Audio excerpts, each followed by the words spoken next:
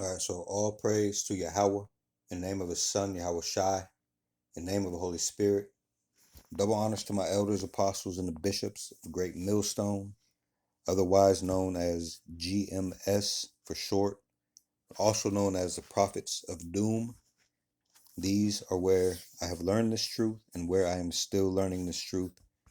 And also, Shalom to the remnant and the elect of Israel. Lord willing, I am of that number. All right, so this is going to be a video on what I thought the last video was going to be on, but the Spirit will have you go wherever um, wherever it deems it necessary for you to go into. So, Lord willing, this will be about Revelation 13 and verse 16. Okay. So we just did a long series of 21, and you can even count the last video, all right, as a part of that. And also this one, all right. So all of the previous 21 videos and even more videos on this channel, okay, um, had to do with Revelation 13 and 16, um, where this world is today, as far as Esau, Edom, steadily or gradually um, going towards this this prophecy. All right, remember, prophecy leads to all things, and all things point right back to prophecy. All right, we were pointing out characteristics, and let me see, traits and characteristics of Esau, Edom, and some of the methods or policies or craftiness that he would use. So, getting to Revelation 13 and 16, all right, they are gradually, all right, pushing forward towards this point, towards this prophecy. And they have no choice. All right, the Lord spoke these things into existence. All right. So let's read Revelation 13 and 16. It reads, and he causeth all. So through the previous 21 through 22 videos have talked about the he and some of those policies that are being pushed today that even AI can clearly see, or even AI spelled out during those videos, the question and answers. All right, it shows you Esau's methods. All right, baby steps. I mean, we had to ask questions in a hypothetical sense or in a rhetorical sense, but it pointed these things out pretty clearly. And even though it did this because the truth, or the gospel, is not for everyone to pay attention to. All right, even the last 21 videos, and that was just on this channel. There are many videos that go out on the daily about this truth.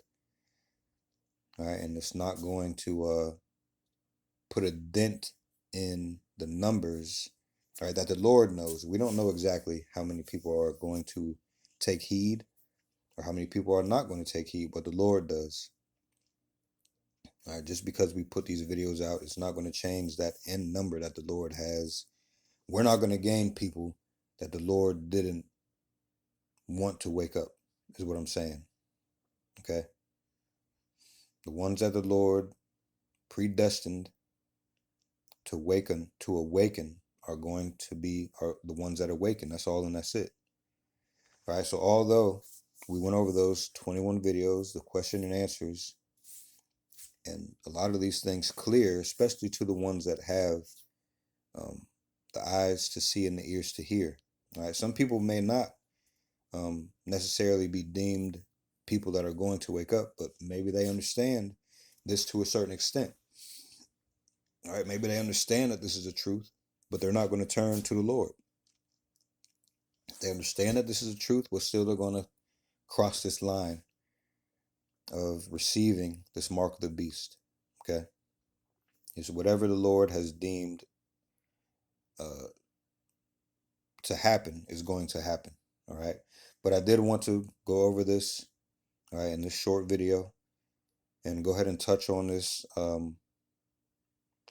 prophecy one more time, all right, because I ended that 21 videos pretty abruptly, and then the 22nd, the last video before this one, all right, I started it thinking that I was going to do Revelation 13 and 16, but we ended up going into other things, and I can't even remember um, exactly what we went into, all right. So let's go into Revelation 13 and 16. And he, okay, consider the last 22 videos on this channel, all right. You should know that and he are the people that are in power, all right, the wicked, all right, the accuser, all right, the ones that are using policies, laws, whatever they can do to funnel people into receiving this mark by gradually pushing it onto the world stage, okay. um, right now they're using wearables, they're pushing wearables, which again, just like the money going digital, wearables are also something that's being widely accepted already also before these things are made mandatory. All right, people wear Fitbits. You can track uh, distance. You can track pulse and everything else online with your phone. All right, by putting your finger on some kind of sensor. All right, even on these on certain fitness equipment at the gym. All right, they have sensors where you hold on to it and it tells you your your heart rate and things of this nature. All right, they have necklaces, watches, all kinds of technology to gradually get you into or get you used to having these things closer and closer to your body. All right, just like money. All right, all things are going to be digital, and we are already almost there. Okay, I mean, even though there's still cash around, and even cards, right? Credit cards. Most of the transactions. Let's ask before I say that. Let's ask. I just want to see what comes up. All right. Despite uh having cash or even credit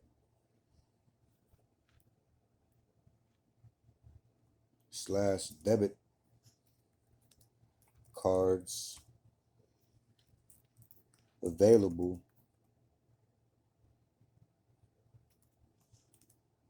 are most buying and selling transactions done digitally without the use of cards and or cash. Let's see what it says.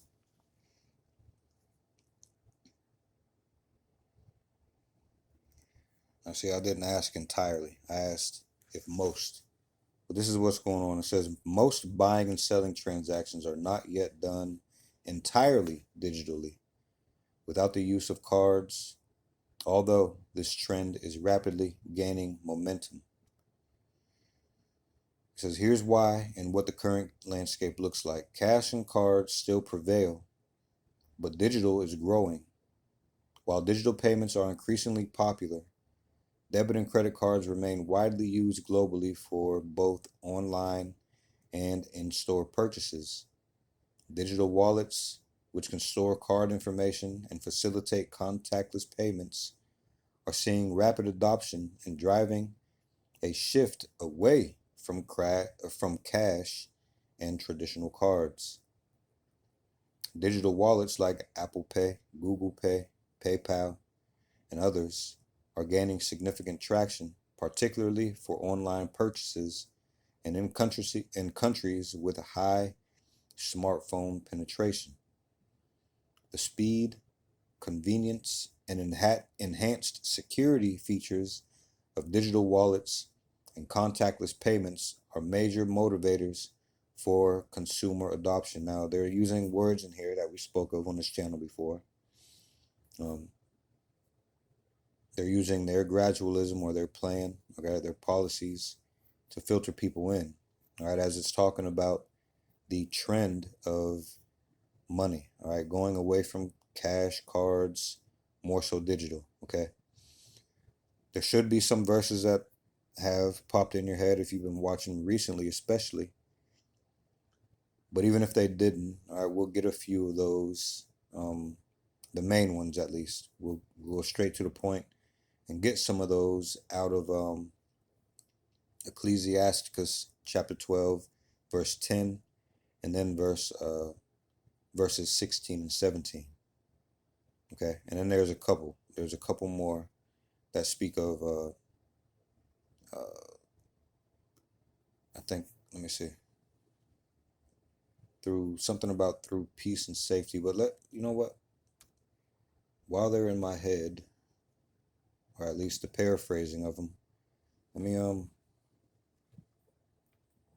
no, through their policy. So hold on a second.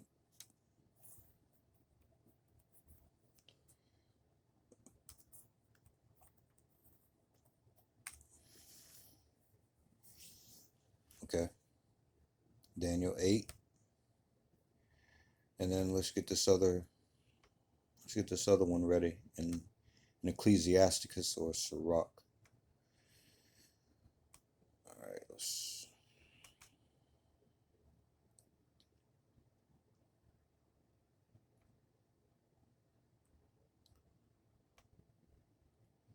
and I'm gonna just go to the chapter, and then we can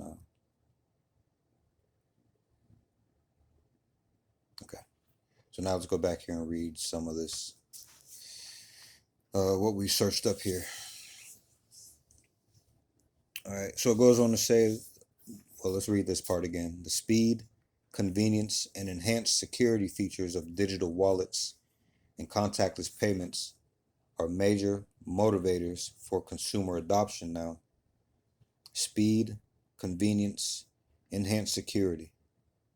Okay, contactless payment. Now, we're talking about just transactions with money, but think about what that means for the mark of the beast, or this micro CHIP, or this RFID CHIP. All right, the speed of it, okay, the convenience of it, the perceived enhanced security of it, and of course the contactless payment. All right, all of those fit right into that micro CHIP. All right, so it goes on to read. It says the adoption. You have to keep that in mind.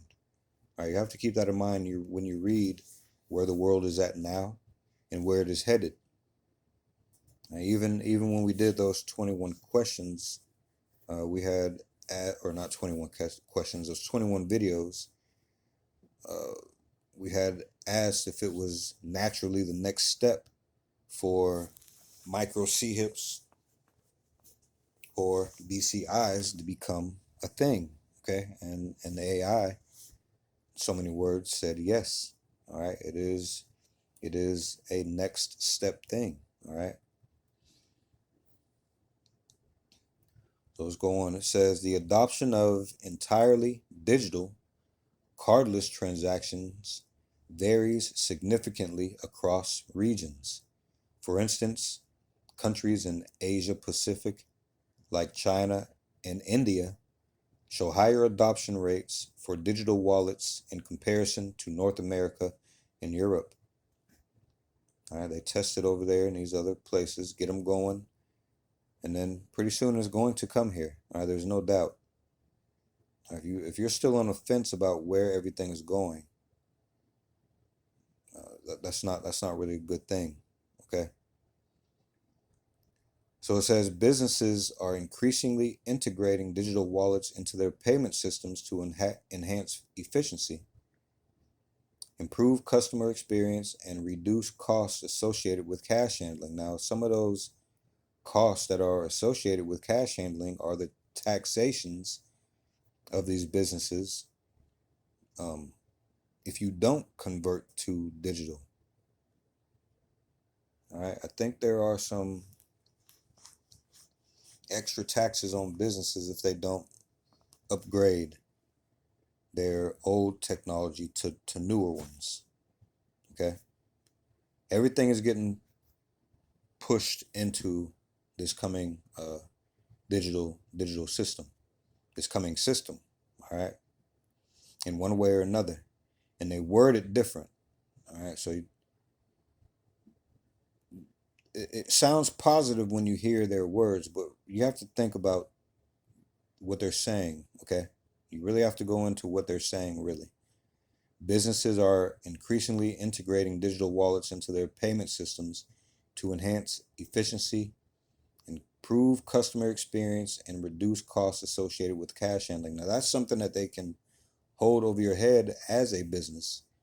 If you don't do this, if you don't update your systems and go into this, you're holding back people uh, or causing them to handle cash already. And we've seen in 20, I'm not saying this, but I'm just saying just as an example. Well, if you think back in 2020, all right, when that pandemic pay was going on, okay, when the world was under the weather, if you get what I'm saying, okay, um, it was being said that a lot of that had to do with transactions, all right, hand to hand deliverance of money, okay, that the thing was that the earth was getting more and more under the weather because of the handling of money going from one hand to another and the transmission of right what was going on back there in 2020. All right, so in order to fix that and get through that as a business, you need to change, all right, reduce the possibility of transmitting endemic pay type of plagues. Okay, we'll say that. All right, some of these businesses can't handle, um, uh, can't afford to uh, go into redoing their whole business and get it to all the way digital. All right, so the government is probably, you'll have to look this up. The government is probably giving them some type of incentives to go all the way digital, just like they're doing to people. Right, they're incentivizing you to go the way that they want you to go, one way or another. So it says in conclusion, while a fully cardless and cashless society is still some way off, the trend towards digital transactions, driven largely by the convenience and security of mobile wallets and contactless payments, is undeniable and will likely continue to reshape how buying and selling occurs in the future. Now, think about the security of mobile wallets and contactless payments. Pretty soon, crime is going to be people stealing your phones. All right, you're going to have to still worry about your money getting stolen if it's all on your phone. Your IDs getting stolen if it's all on your phone. Your keys getting stolen. Okay? All of this. So, what is naturally the next step? Getting this technology within your body. All right, which is what Revelation 13 and 16 is speaking of. All right, let's go to Daniel 8 really quick. Daniel 8 and 25. It says, and through his policy, he shall cause craft to prosper in his hand. Now, yes, this is talking about Antiochus or Antiochus Epiphanes, okay? Back after Alexander had died, this is talking about the Greek Empire, okay? After Alexander died and had split into four, all right? Antiochus Epiphanes was he was really tough on Israelites, okay? He was really tough on the Israelites. But you can also tie this scripture into today, okay? And through his policy, also, he shall cause craft to prosper in his hand. All right. So through the policies of the ones that are in power today, all right, he's going to cause his cunningness, all right, his way to prosper. All right. It says, and he shall magnify himself in his heart, and by peace shall destroy many. He shall also stand up against the prince of princes, but he shall be broken without hand. All right, because this man, Esau Edom, the one who is leading the charge and in bringing this to fruition, all right, that mark of the beast being received by everyone, all right, yes, he is going to try to stand up against Yahweh Shai, Yahweh Bohashim Yahweh Shai, but he's going to be broken, all right, he's going to fail. He's not going to even get close to having victory over Yahweh Bohashim Yahweh Shai, all right. That's not to say that most Israelites aren't going to fall for this man's craftiness, right, through his policies, because a lot of Israel, most Israelites, especially here in America, okay, that's where the focus is at. Especially here in America, they lean on this man. They lean on Esau Edom for everything. All right, even if it means crossing their power. All right.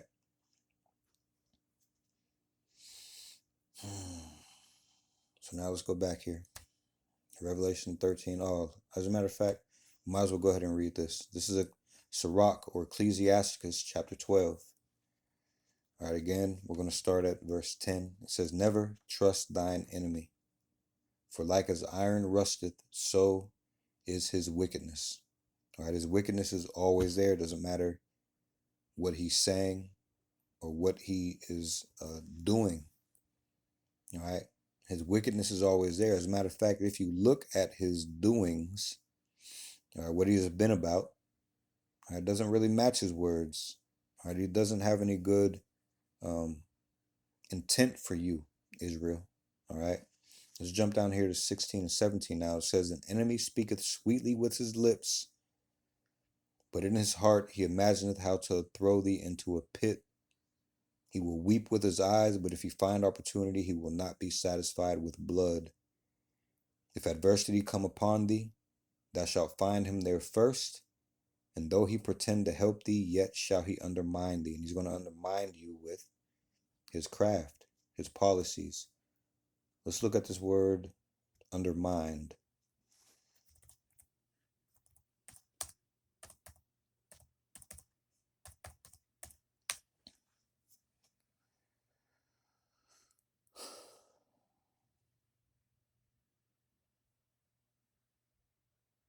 It says the term undermined is often confused with undermined. Undermine. Let me go back here really quickly. Yeah, undermine. So let me hold on a quick second. What did I just do? Undermine is what I meant to look up. Hold on.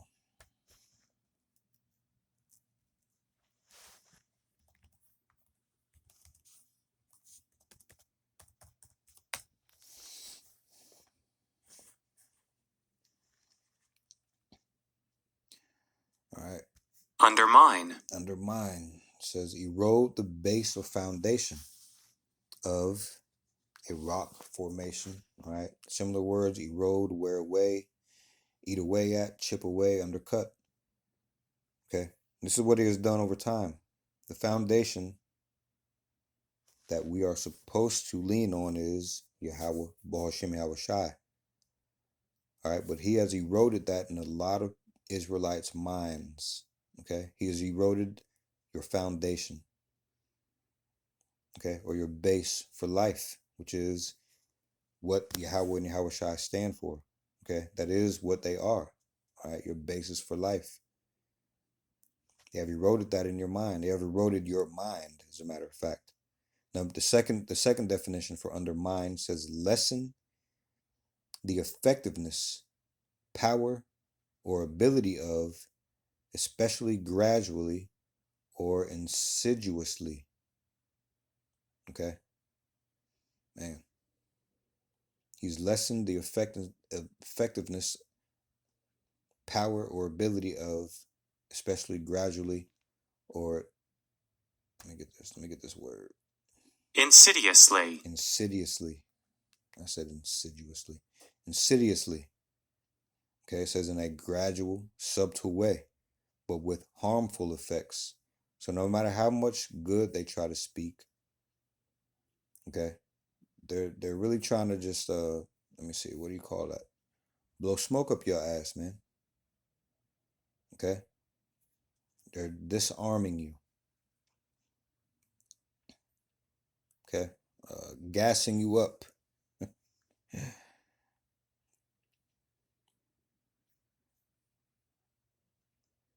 All right, so let's go back here.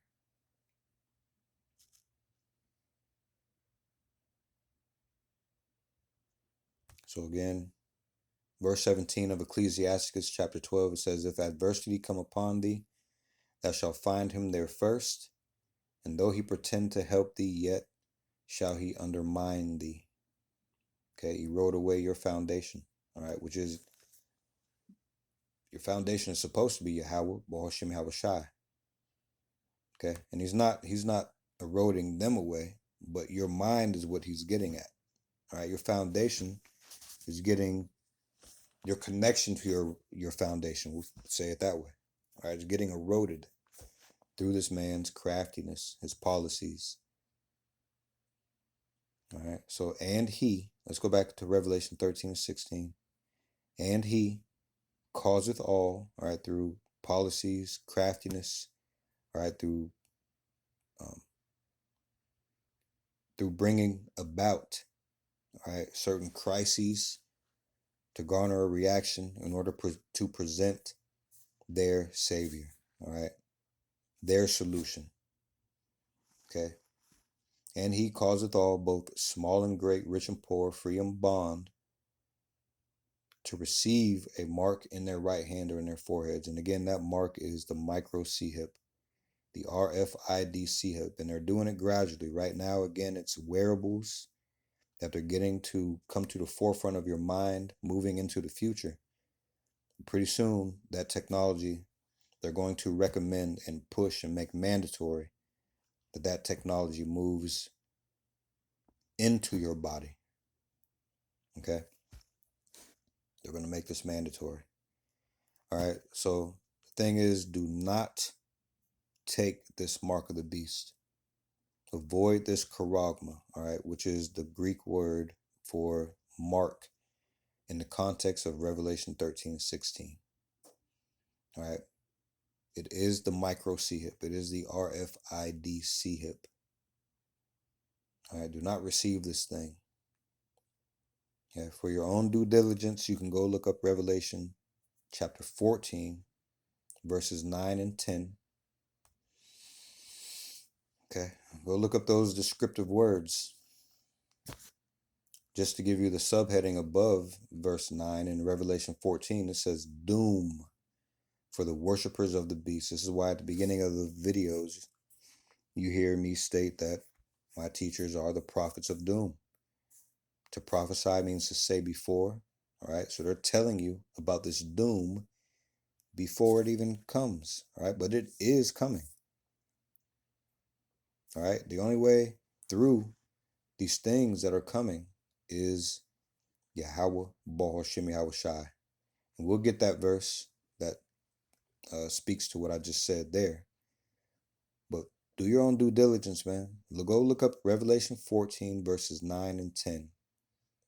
Look up those descriptive words, all right? Like wrath, okay? Like indignation, like tormented, okay? You can also look up Revelation 16, verses 1 and 2, okay? You can go look up those adjectives like noisome and grievous, sore, okay? Look at who they apply to, all right? But if you have an inkling that you are searching more and you are being pulled towards this truth, okay, a part of this good news is Revelation 13 and Revelation 10 or 3, Revelation 3. Let me get back here. I took the long way. What you want to look at is Revelation 3 and verse 10. Okay. And we'll read that. Revelation 3 and 10, it reads, because thou hast kept the word of my patience, I also will keep thee from the hour of temptation, which is not 60 minutes. All right. It's the season of temptation. All right.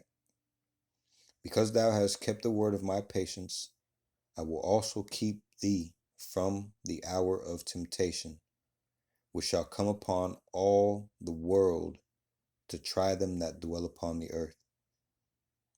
All right. So do not take this mark of the beast. All right. This is something that is happening, and they're being slick with it, but it doesn't change what it is. They can take as many steps as they want to. All right. But that thing is coming. All right. That's coming. All right. It's going to be made mandatory. And just because let's say you get it before it's made mandatory, does that mean you're still in a bad position? Yes. All right. Regardless if you get it before they make it mandatory or when they make it mandatory, it's something that you do not want to do at all. All right. And really, it's not a question of if you want to or not. All right. It's if the Lord deems you worthy enough to be kept from the hour of temptation. All right. You just got to pray. Okay. Pray that you are of the remnant and the elect. Okay.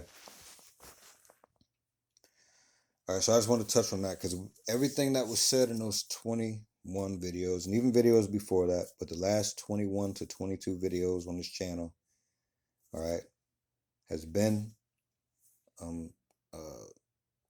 in regards to this prophecy, this warning that we find here in Revelation 13 and 16. All right. So I hope this came through as sincere and edifying. And with that, all praise to Yahweh in the name of his son, Yahweh Shai, in the name of the Holy Spirit. Double honors to my elders, apostles, and the bishops of Great Millstone, otherwise known as GMS for short, also known as the Prophets of Doom. These are where I have learned this truth and where I am still learning this truth. And also shalom to the remnant and the elect of Israel. Lord willing, I'm of that number. And Lord willing, we'll see you in the next video. Shalom.